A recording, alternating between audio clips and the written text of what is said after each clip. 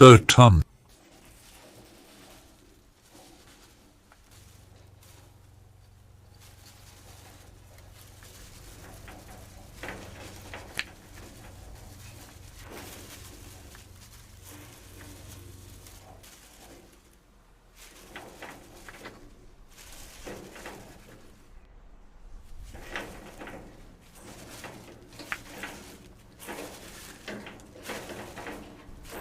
Idans.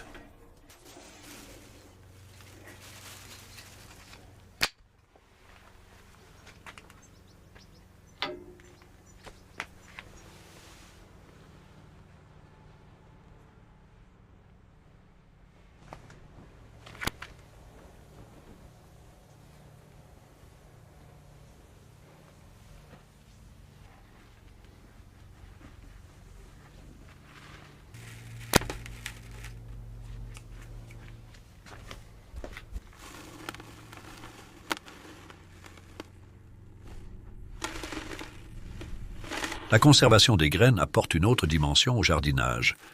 Votre propre graine semée à la maison. C'est très valorisant de mener le cycle jusqu'au bout. Et j'ai ici quelques exemples. Nous allons voir certaines graines que j'ai semées puis la conservation des graines, et je vais vous montrer quelques idées de comment vous pouvez le faire, et voici juste, pour vous donner une idée, l'une des plus difficiles. Les oignons, comme tous les légumes racines, doivent en fait être stockés. Vous devez conserver un bulbe ou une racine pendant l'hiver, car c'est une plante bisannuelle qui fleurira ensuite et produira ses graines l'été suivant. Donc ces 4 oignons ici, ils ont été semés en grappes. Je viens de les sortir du sol. Je garderai le plus gros là, principalement parce qu'il a probablement un peu plus d'informations génétiques pour en faire des gros, et aussi sa taille signifie qu'il a plus d'énergie pour faire une belle tige florissante et des graines vigoureuses l'été prochain, donc je vais le garder pendant l'hiver, le planter au printemps. Peut-être avec notre climat ici, qui est plutôt humide, dans les tunnels en polyéthylène, cela me donnera plus de chances de récolter des graines de haute qualité sèches l'été prochain. Donc c'est un peu pensé à l'avance avec certains d'entre eux, alors que d'autres graines sont beaucoup plus rapides, comme les haricots verts par exemple. Les oignons d'ailleurs doivent être pollinisés de manière croisée. Ils ont besoin de se féconder pour produire des graines viables, donc vous ne pouvez pas simplement cultiver une plante d'oignon. Vous en auriez idéalement besoin de 6, peut-être même 8, afin que tout le pollen des fleurs se féconde, puis vous obtenez une graine plus forte, plus viable. Alors que les haricots verts et les pois aussi, vous pouvez le faire à partir d'une seule plante. Voici donc quelques haricots verts que j'ai semés à la fin du printemps dernier, qui ont poussé pendant l'été. J'ai ensuite conservé la graine à la fin de l'été. Et je les ai semés au printemps. Et c'est l'une des beautés d'une graine semée à la maison. Chacune a bien germé, peut-être 1 sur 40 n'a pas germé. Vous obtenez une germination tellement forte, et c'est cette qualité de graines semées à la maison. Ces graines sont habituées à pousser ici, et elles veulent juste pousser à nouveau. Parfois, je trouve avec des graines que j'ai achetées qu'elles sont un peu réticentes, et puis d'autres que nous examinerons sont les fèves et la laitue. Et je mentionnerai aussi la coriandre. Elle est quelque part ici. Je pense que c'est là, oui. La coriandre est un bon exemple de graine semée à la maison parce que c'est une graine assez grande, facile à manipuler, facile à nettoyer, et c'est une qui a besoin d'une pollinisation croisée. Elle fait partie de la famille des carottes, les ombellifères, donc comme les carottes, la coriandre, le panais, ils ont tous besoin de quelques plantes. Donc je laisse quelques-unes d'entre elles fleurir, ce qui est très agréable. Agréable pour les insectes. J'ai gardé la graine l'été dernier et encore une fois, quand je les ai semées ce printemps, elles ont toutes poussé très joyeusement et elles ont fait de la belle coriandre. Donc la raison en partie pour laquelle je faisais cela était que c'est une très belle variété, que j'ai découverte appelée Cruiser, qui a des feuilles particulièrement grandes et qui a été très réussie ici. Alors regardons quelques différentes variétés de légumes pour semer et l'ensemencement.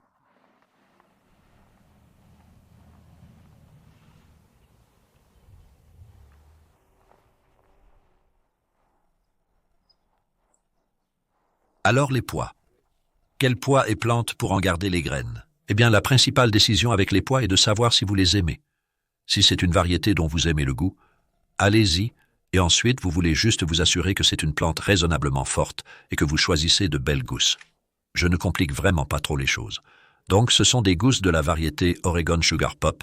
Il y avait 2 semis différents ici, ceux-ci étant un peu plus tôt. Ils n'ont pas été aussi vigoureux que ceux de l'autre bout. mais toujours bon pour conserver les graines. Et pour vous donner un exemple, il y a différentes étapes de croissance ici. Je vais vous en montrer un ou deux ici, là. Et là. Donc différents stades de maturité. Et en voici un qui est en réalité bon à manger. Ce n'est pas encore prêt pour conserver les graines, mais nous pouvons le manger. Tous ceux-là sont bons. La gousse a commencé à devenir cuivrée et sèche. Toutes les gousses sont de taille décente. Alors regardons et voyons ce qu'il y a ici. C'est bien, ce sont 7 graines. Et elles ont toutes l'air bonnes. Ce que vous pouvez parfois trouver avec les pois, c'est la teigne du pois, seulement 4 dans celle-ci. Je n'ai pas remarqué de différence significative. Il y a une graine de pois que je ne garderai pas. Elle est un peu cassée et parfois vous pouvez obtenir des graines qui ont été mangées par une teigne du pois, une chenille. Je n'en vois pas ici en fait. Mais vous le sauriez parce qu'en gros, elles ont un trou et des débris de petites chenilles. Mais ces pois ne sont pas encore secs, ces pois-là ne sont pas secs. Je les ai trouvés en cueillant des gousses à ce stade, pas totalement secs. Ceux-ci sont toujours bons et viables, donc je vais les sortir à ce stade, et ensuite ils vont sécher. Disons au soleil, sur une fenêtre de la maison pendant environ une semaine, et vous aurez alors une graine sèche qui est prête à l'emploi. Et c'est vraiment tout ce qu'il y a à faire, il suffit de la garder dans un pot de yaourt ou une enveloppe jusqu'au printemps suivant. Donc c'est le pois Oregon Sugar Pop, mais avec n'importe quelle variété de pois. Vous pouvez faire quelque chose de similaire à cela. Vous attendez jusqu'à ce qu'il soit récoltable. Nous avons mangé quelques gousses d'ici, mais nous ne les avons pas toutes mangées et nous en avons laissé certaines pour qu'elles produisent des graines.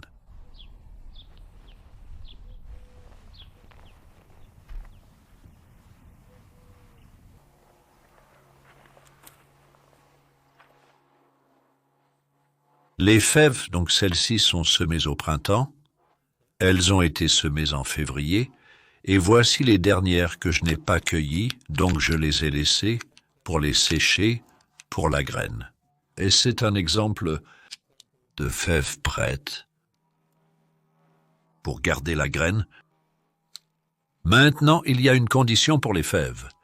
C'est qu'elles vont faire une pollinisation croisée et en fait, ces dernières avaient une variété différente qui poussait ici. Je veux conserver des graines de ces haricots Monica très savoureux. Et ça, c'était des aquadulce Claudia. Donc, je ne vais pas vraiment garder ces graines, mais nous allons les manger. Vous pouvez les manger comme haricots secs en hiver, les faire tremper toute la nuit, puis les manger. Mais j'ai d'autres Monica qui poussonnent là-bas. Comme ceux-ci. Tout est identique à leur sujet, sauf qu'ils ont poussé seuls sans aucune autre variété de fèves à proximité, pour se polliniser de manière croisée. Quelle distance avez-vous besoin? Eh bien, chaque article de livre dit quelque chose de différent, je trouve en pratique, que ce n'est pas si loin qu'on le dit. Je pense que beaucoup des distances données jouent la sécurité. Donc pour mon jardin ici, probablement d'ici au tas de compost, je pense que vous seriez en sécurité en termes de distance, parce qu'il y a souvent des choses sur le chemin qui ralentissent le passage des insectes. Par exemple, entre ici et les tas de compost, il y a ces haricots ici, par exemple. Donc il y a souvent cela qui passe, une haie ou quelque chose. Quoi qu'il en soit, laissez votre gousse devenir raisonnablement sèche comme les pois, un peu moins sèche peut-être. Certaines de ces gousses ne sont pas tout à fait aussi sèches, donc celle-ci est un peu cuivrée et verte. Encore vous pouvez voir la gousse, les haricots sont un peu plus verts, et arrondis, pas tout à fait si ratatinés, et ceux-ci seraient toujours bons à décortiquer et à conserver pour les graines. Vous voulez juste vous assurer qu'ils sont secs avant de les mettre dans un pot ou un sachet, peu importe comment vous allez les stocker. Voici 2 légumes différents qui sont tous deux bons à cultiver en isolation. Ce que je veux dire, c'est que vous n'en avez besoin que d'un. En fait, je ne l'ai pas très bien dit. Ce que je voulais dire, c'est que un seul suffit pour la pollinisation croisée. Donc, cette seule laitue a suffisamment d'informations génétiques pour perpétuer la souche, la variété qui est rouge grenobloise. C'est l'une de mes variétés d'hiver préférées. C'est une laitue, et je l'ai semée en septembre dernier, et nous avons cueilli des feuilles de cette même plante à partir de fin novembre, toutes les 2 semaines environ, jusqu'à la mi-mars. Et à ce moment-là, je l'ai sélectionné comme étant un bel échantillon de laitue, essentiellement de grandes feuilles et une croissance buissonnante très saine, et nous avons arrêté de la cueillir pour qu'elle forme un cœur pendant la fin mars et avril. Ensuite, en mai, le cœur s'est ouvert, elle fait ses tiges de fleurs. Les fleurs de laitue sont un peu décevantes, on ne voit pas vraiment grand-chose, elles sont plutôt jaune pâle et très invisibles. Et puis les boutons de fleurs deviennent ces gousses de graines. Donc à l'intérieur de chaque petite gousse ici qui a cette touffe sur le dessus, j'en ai perdu quelques-unes là, mais en gros, c'est de la graine de laitue là. Et celles-ci sont pratiquement prêtes maintenant. Donc je ne vois pas l'utilité de prolonger cela. Je vais la détacher de son piquet, tordre toute la plante et la suspendre à l'envers à l'abri dans mon garage, sur une feuille, au cas où des graines tomberaient, et la laisser sécher un peu plus. Et ensuite, après 3 ou 4 semaines, tout cela sera vraiment sec et ce sera assez simple, pas si facile en fait, pour sortir la graine. Ce que nous avons trouvé comme bonne méthode est le frottement. Prendre tout cela et le frotter entre 2 gros blocs de bois, par exemple. Il faut travailler un peu pour sortir les graines des gousses qui les retiennent. Donc c'est de la laitue. Et puis ici, nous avons une qui produit des graines beaucoup plus rapidement, qui est le haricot vert. Donc, ça, c'est ma variété préférée, le haricot vert à gousses jaunes Orinoco. Et vous pouvez voir comment les gousses que nous n'avons pas cueillies deviennent assez grosses et pleines. Elles sont dures en fait maintenant. Pas encore prêtes en termes de graines, mais la graine est déjà bien développée à l'intérieur, et il reste probablement environ 3 semaines avant que cela ne devienne une gousse sèche avec de petites graines blanches à l'intérieur. J'ai de cette variété que j'ai semée l'automne dernier.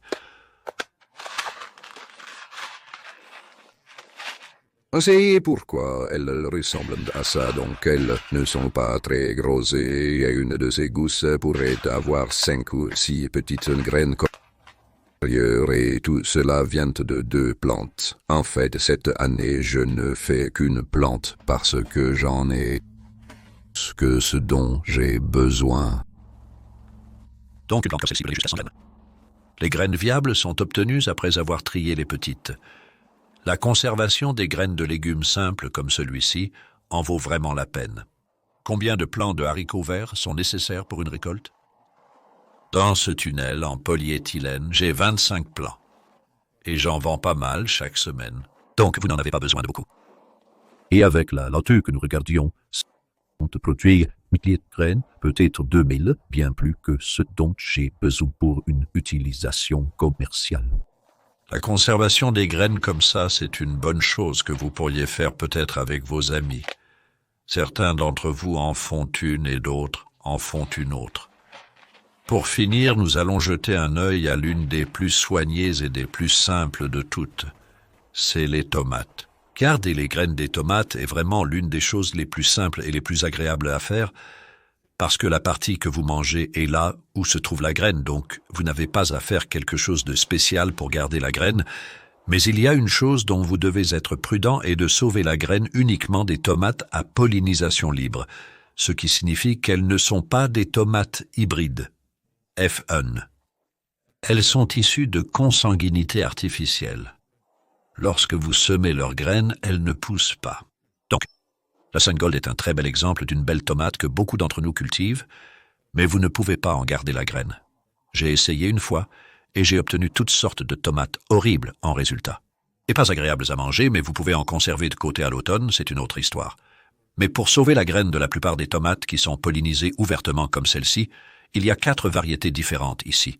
Et je peux garder la graine de chacune, et je sais qu'elles vont bien pousser. Elles n'auront pas été pollinisées de façon croisée. Ça en est une belle pour commencer peut-être, et tout ce dont vous avez besoin est d'obtenir une tomate mûre comme celle-ci.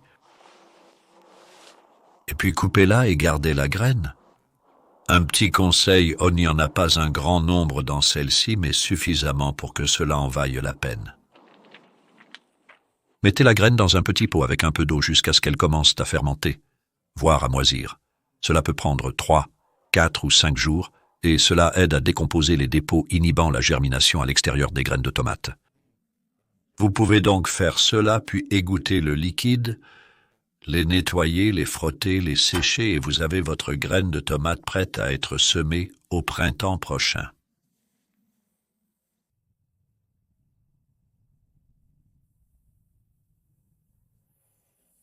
La première étape est de gratter toutes les graines que vous trouvez, la quantité dépendant de la taille de la tomate.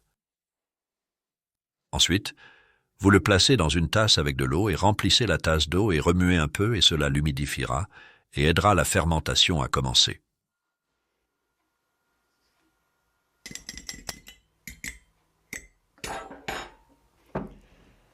Après jusqu'à une semaine, vous commencerez à voir de la moisissure sur le dessus, et c'est un très bon signe. Si vous ne le faites pas, cela pourrait être correct quand même. Cela dépend de la quantité de tomates qui était là-dedans.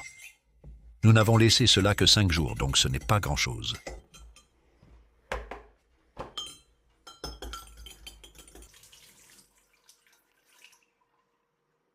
Et la dernière étape consiste à déposer le contenu de votre tamise sur une carte. Cela fonctionne bien car cela ne colle pas autant à une assiette. Mettez-la sur un rebord de fenêtre ensoleillé pendant une semaine et vous avez vos graines. Une pièce sèche de la maison est un bon endroit pour stocker les graines. De plus, une véranda est idéale pour finir le séchage. Ceci est une graine de pois que nous avons décortiquée ce matin. Et vous pouvez simplement la déposer dans un plateau recouvert de journal. Il suffira de le poser sur un rebord de fenêtre ensoleillé et il séchera et en fait c'est la différence ici. Nous avons fait la même chose avec ces graines la semaine dernière, presque exactement une semaine auparavant, et vous pouvez voir à quelle vitesse elles ont séché et sont devenues assez dures. En fait, les graines dans ce plateau noir ici, je ne dirais pas qu'elles sont 100% sèches maintenant, mais elles sont très proches de l'être dans quelques jours. Je les mettrai dans des pots juste pour les stocker. Je ne veux pas les laisser au soleil trop longtemps. Je l'ai fait pendant 1 mois, et elles ont été très bien. Cela n'affecte pas la germination. Et vous pouvez voir combien de graines il y a là. Oui, donc ce n'est pas difficile d'économiser beaucoup. Ces pois que je garde aussi pour les pousses de pois. Donc c'est une graine très précieuse à garder. Et puis l'ail est un autre exemple de quelque chose de très simple. Voici une partie de ma récolte d'ail de cette année, cultivée dans le tunnel en polyéthylène. Je trouve qu'à l'abri on obtient de l'ail vraiment fiable, propre de grande taille, et donc je vais simplement choisir certains de ces plus gros bulbes, les ouvrir, et choisir les plus grosses gousses parmi eux, les planter, et ainsi de suite. Et une partie de cet ail, je l'ai maintenant conservé pendant 17 ans, sans en acheter davantage. Donc, vous pouvez le faire. Une fois que vous avez de l'ail que vous aimez et qu'il pousse bien pour vous, continuez simplement à en garder les graines. Et même s'il a de la rouille dessus, je trouve qu'il pousse toujours sainement. Et je devrais aussi mentionner les pommes de terre, car c'est agréable d'en garder aussi les vôtres. Gardez des pommes de terre de taille moyenne, de la taille d'un œuf, même si elles sont un peu vertes, et stockez-les de la manière habituelle. Plantez-les au printemps suivant. Dans l'ensemble, il est recommandé de ne pas conserver les pommes de terre plus d'1 an pour éviter les risques de virus. En conclusion, la conservation des pommes de terre, comme celle des graines, est une compétence à part entière à acquérir. Ne sous-estimez pas certaines des difficultés potentielles, principalement le climat, mais aussi le temps. L'espace nécessaire pour cultiver des légumes nécessitant une pollinisation croisée peut être le plus difficile dans un jardin. Comme par exemple la betterave, 6 plants de betterave en train de produire des graines, cela prend beaucoup d'espace. Gardez toutes ces choses à l'esprit. Il y a un article que j'ai écrit qui est, je pense, gratuit en ligne, Permaculture Magazine. Un chapitre de mon nouveau livre qui parle de la conservation des graines. Mais faites un peu de devoir et ensuite essayez. Vous allez l'apprécier.